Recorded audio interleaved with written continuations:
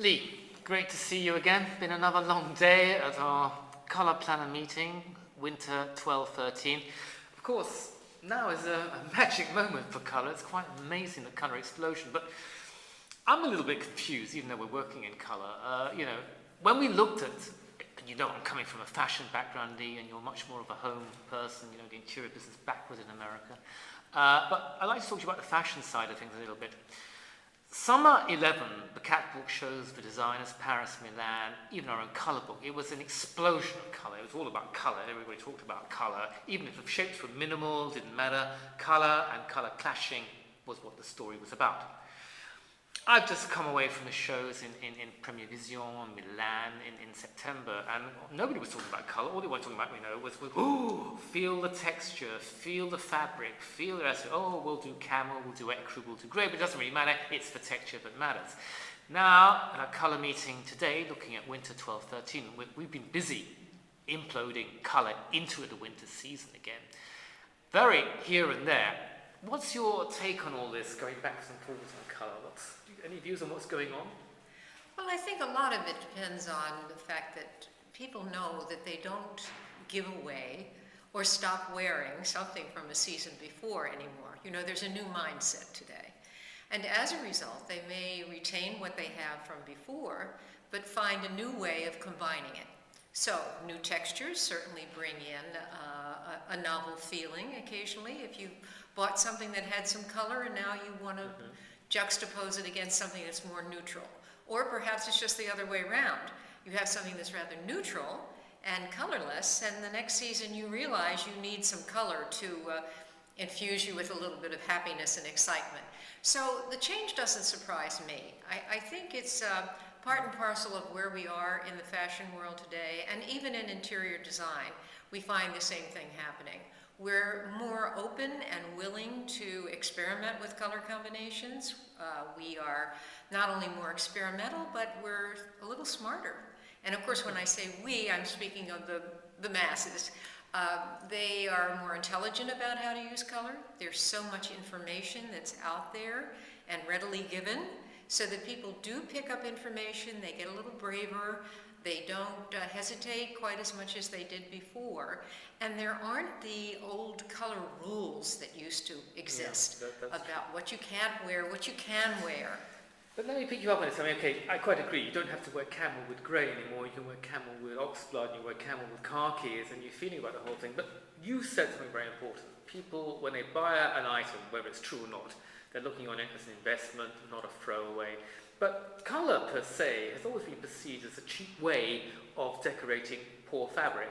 But colour is a kind of, freshen yourself up, get the vitamin of colour, but you can always throw it away and don't spend too much money on it. Okay, accessories we understand are very bright, but look at yourself, very strong colour dress. Are people beginning to see colour also as an investment, apart from a decoration, but it's got more than just starters, it's got a lot of content to it, but it can be an investment to invest in colour? I think they can. I think that they do see that color is not just a quick throwaway, as you say, a little t-shirt here or a pair of sandals. They see it as more investment dressing, and they get the idea that if you buy a red coat, you don't necessarily wear it one season, and then the next season it's gone. So that they understand that next season, if they wear the same red coat, and they obviously will, perhaps next season the big color is going to be brown. It's not going to be black. It's not going to be gray. It's not going to be one of the neutrals that they generally would wear it with. And possibly even they might wear it with a pair of eggplant slacks. So the color combinations are so different now that it has allowed people and empowered them to buy more color because they don't think of it as a throwaway item anymore. Okay, let's talk about this. Okay. You're wearing fabulous blues, right? Kingfisher blue with navy. I'm wearing blues myself and all levels of blues all over the place. But again, we talked about before again. I know blues are more difficult colour in the home environment. It's very hard to bring it in, even as an idle piece. But in fashion, summer 2011 was all about blues, wash blues, levels of blues, water, the whole concept of blue. Then it disappeared for winter. We all went into beige and animal colours and natural skin colours.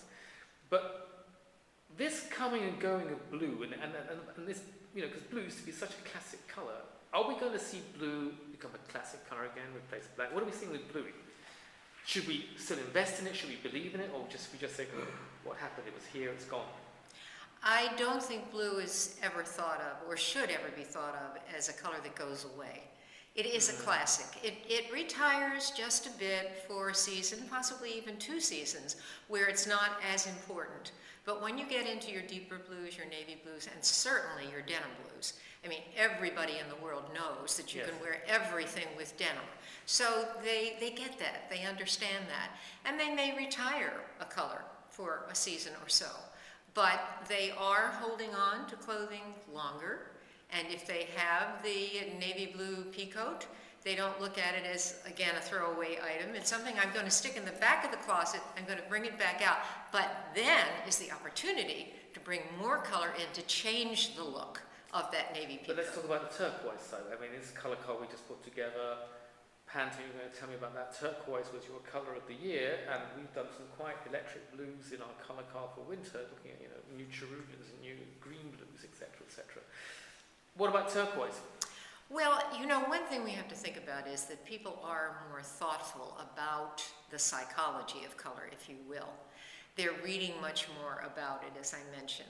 Now, turquoise is considered a protective talisman. Really? Yes. Oh, I suppose it's a precious colour, isn't it?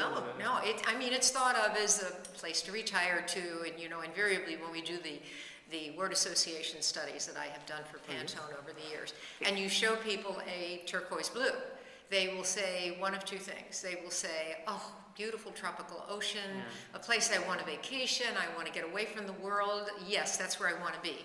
Or they will say, particularly depending on their cultural background, turquoise blue is protective. If you wear a turquoise blue ring, if you wear a stone around your neck, it helps to protect you. And we are certainly living in a time when people are very concerned and cautious about being protected, about wanting to take a vacation and stopping the world to get off. And so these symbolic things, these meanings that color have, really have entered into more mainstream thinking. And so there's much more thoughtfulness about why color is chosen. Lee, thanks a lot. You look great in blue, and I love wearing blue, so fingers up for blue. Thanks a lot. You're welcome.